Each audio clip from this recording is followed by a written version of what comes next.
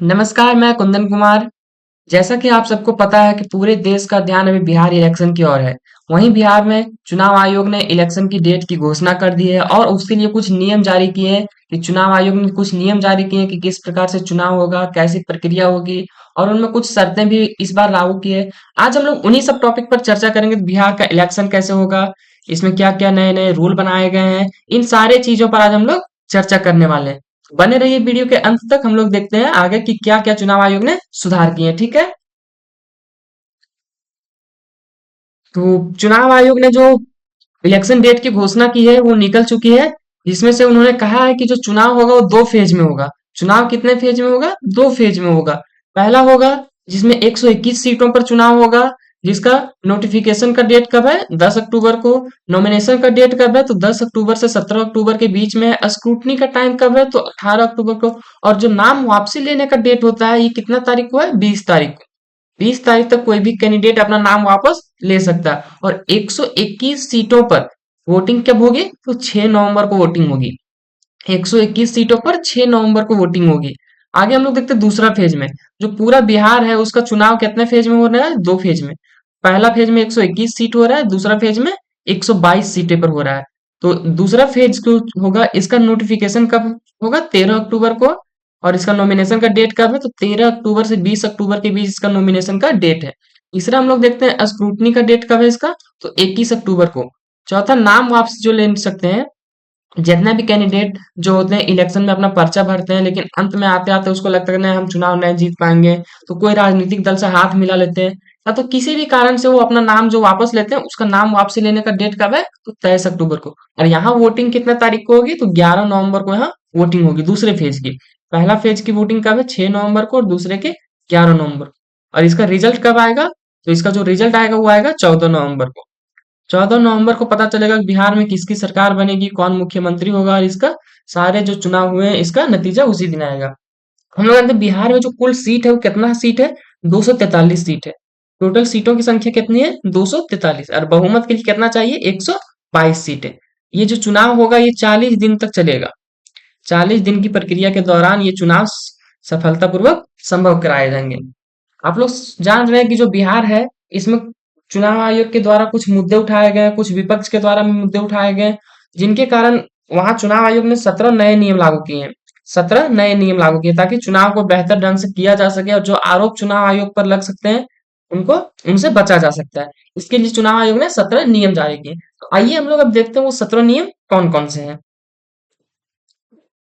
सबसे पहला जो नियम है, उन्होंने गाइडलाइन जारी की है कि ब्लॉक लेवल एजेंट बीएलए जो होते हैं उसकी ट्रेनिंग, ब्लॉक लेवल एजेंट की ट्रेनिंग होगी। ठीक है, इसमें क्या क्या है? राजनीतिक पार्टियों के एजेंट को वोटर लिस्ट तैयार करने और उसमें गलती सुधारने की प्रक्रिया की ट्रेनिंग दी जाएगी। जो ब्लॉक लेवल के एजेंट होते हैं उनको एक ट्रेनिंग दी जाएगी कि वोटर लिस्ट में नाम कैसे सुधारना है, उनमें जो सपोर्ट होता है, उनमें जो साथ होता है, इन सब की ट्रेनिंग उसको दी जाएगी। दूसरा जो सुधार किया है चुनाव आयोग ने वो क्या है? बूथ लेवल ऑफिसर्स की ट्रेनिंग। जो बूथ लेवल के ऑफिसर्स होते हैं उनको ट्रेनिंग दी जाएगी। जो चुनाव आयोग में आप लोग देखते हैं, जो चुनाव में आप लोग देखते हैं कि जो चुनाव कराने आते हैं हमारे गली मोहल्ले में, वो सारे जो लोग होते हैं उनको अलग से ट्रेनिंग दी जाएगी। किसके द्वारा ट्रेनिंग दी जाएगी? तो 7,000 से अधिक बीएलओ को और पर्यवेक्षकों जो चुनाव करवाने आते हैं उसको IIIDEM, Indian international institute of democracy and election management में परीक्षण दिया जाएगा। ये संस्थान है जहां से इलेक्शन को मैनेज किया जाता है। ठीक है, उसके द्वारा इसको ट्रेनिंग दी जाएगी। आगे हम लोग देखते हैं कि तीसरा जो है पुलिस अधिकारियों की ट्रेनिंग। इसमें है कि चुनाव के दौरान कानून व्यवस्था बनाए रखने के लिए पुलिस अफसरों को खास ट्रेनिंग दी जाएगी। जो पुलिस के अफसर होते हैं, अधिकारी होते हैं, जिनको चुनाव के बूथों पर भेजा जाता है, उनको स्पेशल ट्रेनिंग दी जाएगी ताकि वो शांति व्यवस्था बनाए रख सकें और वहां मैनेजमेंट अच्छा से रहे।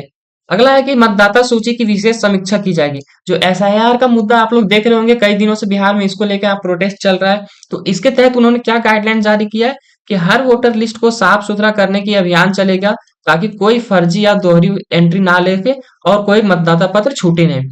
एसआईआर का उद्देश्य क्या है कि कोई भी मतदाता जो होता है, क्या होता है, कोई मर जाता है, उसका वोटर आईडी कार्ड है तो दूसरा आदमी उसके नाम पर वोट दे देता है। एक ही आदमी का दो दो बूथ पर नाम होता है। इन सारे चीजों को हटाने के लिए, और जो नए नए वोटर्स अभी आते हैं जिनका 18 प्लस हो जाता है, नए मतदाता आते हैं, उनको वोटर लिस्ट में जोड़ने के लिए एसआईआर लाया गया। ठीक है, आगे क्या है इसमें कि 3.66 लाख मतदाताओं ने स्वयं अपनी दोहरी प्रविष्टि हटाने की आवेदन किया है।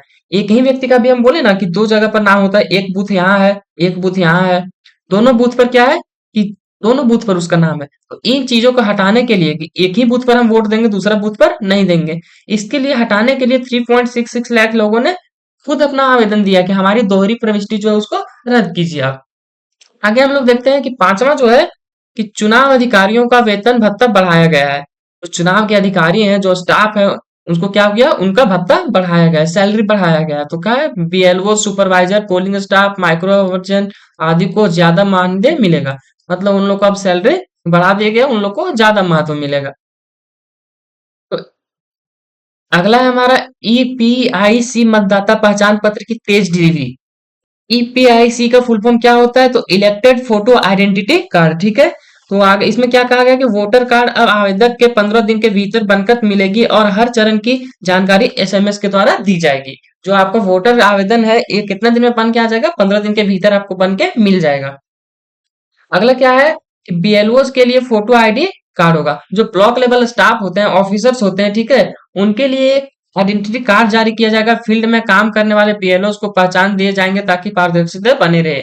कभी कभी होता है कि कौन अंदर है नहीं है, पहचान नहीं पाते हम लोग कि बूथ में कौन एजेंट है, कौन बीएलओस है और कौन वोटर्स है। इसीलिए उन लोग को अलग से फोटो वाली आईडी दी जाएगी, जिससे हम लोग को पहचानने में सुविधा होगा कि बीएलओस कौन है। अगला है मोबाइल जमा की सुविधा। मोबाइल जमा, आपको पता होगा कि बिहार में या तो कहीं भी वोट होता है तो वोटिंग रूम में मोबाइल ले जाने के लिए अलाउ नहीं होता है। तो बिहार में क्या किया गया कि मतदाता केंद्रों के बाहर मोबाइल जमा करने की सुविधा रहेगी ताकि अंदर कोई गड़बड़ी ना हो। जो बूथ का सेंटर होता है, मान लीजिए ये कमरा है, यहाँ हम लोग लाइन लगी, यहाँ वोट देने जाते हैं, यहाँ मशीन है, यहाँ अधिकारी बैठे हुए हैं, ठीक है। तो यहाँ पर जो बाहर में है, यहाँ मोबाइल जमा करने की सुविधा बनाई जाएगी ताकि मोबाइल कोई अंदर लेके ना जा सके। मोबाइल अंदर लेके जाने पर गड़बड़ी होने की संभावना होती है। आगे क्या है कि वोटर सूची पर्ची वीआईएस को सरल बनाया गया है। इसमें क्या किया गया है, अब वोटर पर सीरियल नंबर, भाग संख्या और बूथ का पता साफ साफ लिखा रहेगा। जो बूथ होता है उस पर, मतलब जो वोटर आईडी कार्ड होता है, ठीक है, जो वोटर आईडी कार्ड होता है इस पर जो नाम होता है, बूथ का संख्या होता है, भाग संख्या होता है, सीरियल नंबर होता है, ये सब साफ साफ लिखा रहेगा ताकि पहचानने में कोई गड़बड़ी ना हो। आपने भी देखा होगा जो वोट चोरी का मुद्दा चल रहा था उसके दौरान कई सारे वोटर लिस्ट दिखाए गए हैं जिसमें से ये सारी गड़बड़ियां देखने को मिली थी। इसीलिए बिहार में चुनाव से पहले ये चीज गाइडलाइन जारी किया गया कि अब जो भी सीरियल नंबर होगा, भाग संख्या होगा, बूथ का पता होगा, ये साफ साफ लिखा रहेगा ताकि कोई गड़बड़ी ना हो। अगला है ईसीआई नेट डिजिटल प्लेटफॉर्म। यह क्या है, यह एक नया ऐप है जिसके पोलिंग अधिकारी हर 2 घंटे में मतदाता का आंकड़ा अपलोड करेंगे और सारी जानकारी रियल टाइम में मिलेगी। आपको जो जानकारी वो रियल टाइम में मिलेगी, जिससे पारदर्शिता बनी रहेगी कि वहां जो भी हो रहा है सही हो रहा है, गड़बड़ नहीं हो रहा है। आगे क्या है, प्रत्येक बूथ पर अधिकतम 1200 वोटर्स होंगे। एक बूथ पर कितना होगा, तो 1200 वोटर्स होंगे। भीड़ को कम करने और मतदाता सुचारू रखने के लिए अब एक बूथ पर लगभग 1200 वोटरों की सीमा तय की जाएगी। क्या होता है कि एक ही बूथ पर बहुत सारे लोग होते हैं तो वहां जो भीड़ लग जाती है जिसके कारण से दिक्कत होता है। इसके लिए अलग अलग बूथ पर सब कितने संख्या होंगी, तो 1200 वोटर्स ही एक बूथ पर होंगे। हर बूथ पर कितने संख्या होंगे, तो 1200, यहाँ भी 1200, यहाँ भी 1200 और यहाँ भी 1200। जितने भी बूथ बनाए जाएंगे हर बूथ पर कितने वोटर दिए जाएंगे, 1200। अगला क्या, उम्मीदवारों के बूथ 100 मीटर दूर तक। जो उम्मीदवार लोग होते हैं अपना अपना बूथ बनाते हैं, वो अब कितने दूरी में बूथ बना सकेंगे, तो 100 मीटर दूरी में अपना बूथ उन लोग बना सकते हैं। पहले क्या था कि उनको ज्यादा दूर बाहर रख दिया जाता है, नया बाउंड्री के बाहर चाहिए, यहाँ चाहिए। अब क्या है, वो जहाँ चुनाव हो रहा है वहां से 100 मीटर दूरी पर अपना बूथ बना सकते हैं। 13 नंबर में क्या कहा है कि 100% वेबकास्टिंग होगी। जो चुनाव के रूम में आपने देखा होगा कैमरा लगे होते हैं, उन कैमरों को हर वक्त चालू रखा जाएगा। हर मतदाता केंद्र पर अब कैमरा लगेगा जिससे वोटिंग प्रक्रिया की लाइव मॉनिटरिंग होगी। आप लोग जानते हैं कि अभी इलेक्शन कमीशन से कुछ टाइम पहले वोट चोरी को लेके सीसीटीवी फुटेज और वीडियो मांगे गए थे। इसी चीज को ध्यान में रखते हुए इस बार 100% वेबकास्टिंग का निर्णय लिया गया ताकि पारदर्शिता बनी रहे और लोग लाइव उसको देख सके, ठीक है। आगे है ईवीएम और बैलेट पेपर में सुधार। जो ईवीएम है और बैलेट पेपर है इसमें सुधार किया जाएगा। अब बैलेट पेपर पर उम्मीदवारों का रंगीन फोटो होगा ताकि पहचान साफ साफ हो सके। पहले जो बैलेट पेपर आता था उस पर क्या था कि रंगीन फोटो नहीं रहता था, ब्लैक एंड व्हाइट वाला फोटो रहता था। अब क्या वहां रंगीन फोटो रहेगा। इलेक्शन कमीशन जो ईवीएम आता है उसमें भी आपका अब रंगीन फोटो लगल रहेगा। दोनों जगह जो उम्मीदवार होते हैं उनका रंगीन फोटो रहेगा। जैसे कोई लोग होते हैं जिनको सही से दिखाई नहीं देता तो वो क्या होते हैं, गड़बड़ी कर देते हैं। इसीलिए बैलेट पेपर हो चाहे वोटिंग मशीन हो, ईवीएम, इन दोनों जगह पर जो उम्मीदवार होते हैं कि कौन कौन चुनाव लड़ रहे हैं उन सबका फोटो क्या होगा, रंगीन में होगा। 15 नंबर हम लोग देखते हैं वीवीपीएटी गिनती अनिवार्य। इसमें क्या है, अगर किसी फॉर्म या मशीन के आंकड़े मेल नहीं खाते हैं तो वीवीपीएटी पर्चियों की गिनती जरूरी होगी। जो पर्ची होते हैं आप लोग देखते हैं जब वोटिंग मशीन में बटन दबाते हैं तो वहां बगल में एक पर्ची भी गिरता है। ये जो है दोनों का मेल जरूरी है। अगर कोई सेटिस्फाई नहीं है तो ये वाला गिनती अनिवार्य है। अगला है 16 नंबर, पोस्टल बैलेट की गिनती पहले होगी।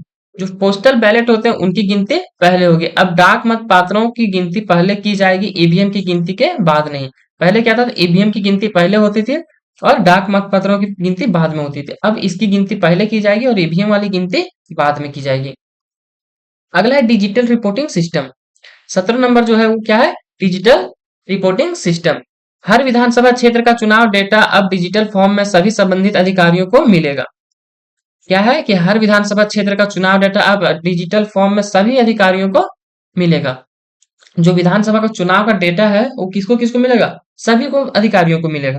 ताकि ये जो सारा नियम जारी किया गया है, ये गाइडलाइन जो जारी किया गया है, क्यों किया गया है, ताकि चुनाव आयोग पर कल को कोई आरोप नहीं लगेगा आपने यहाँ धांधली कराया, वोट चोरी कराया है। इन सारे चीजों को और जनता का विश्वास जीतने के लिए चुनाव आयोग ने ये सारे नियम और सत्य लागू किए ताकि कोई भी गड़बड़ी ना हो और बेहतर ढंग से चुनाव किया जा सकता है। आप लोग जानते हैं कि जो हमारा लोकतांत्रिक देश होता है इसमें चुनाव एक महापर्व के जैसा होता है। लोकतांत्रिक देश की सुंदरता है कि यहाँ हम लोग चुनाव बेहतर ढंग से कराएंगे। अगर चुनाव बढ़िया से नहीं होगा, इसमें धांधली हो जाएगा, फिर हमें अपने देश को लोकतांत्रिक कहने का कोई अधिकार नहीं। इसीलिए चुनाव आयोग ने लोकतंत्र को बेहतर बनाने के लिए और चुनाव बेहतर ढंग से हो बिना किसी चोरी फरेबी और धांधली के, इन सारी चीजों के लिए जो गाइडलाइन जारी किए, ये 17 गाइडलाइन जारी किए गए। आप लोग ने इस 17 चीजों को देख चुका है और आज ही हमारा आपने इन 17 पॉइंट्स को देख लिया और आज का टॉपिक यही समाप्त होता है। हम लोग अगले वीडियो में मिलेंगे आगे के चुनाव प्रक्रिया के साथ। तब तक जय हिंद, जय भारत।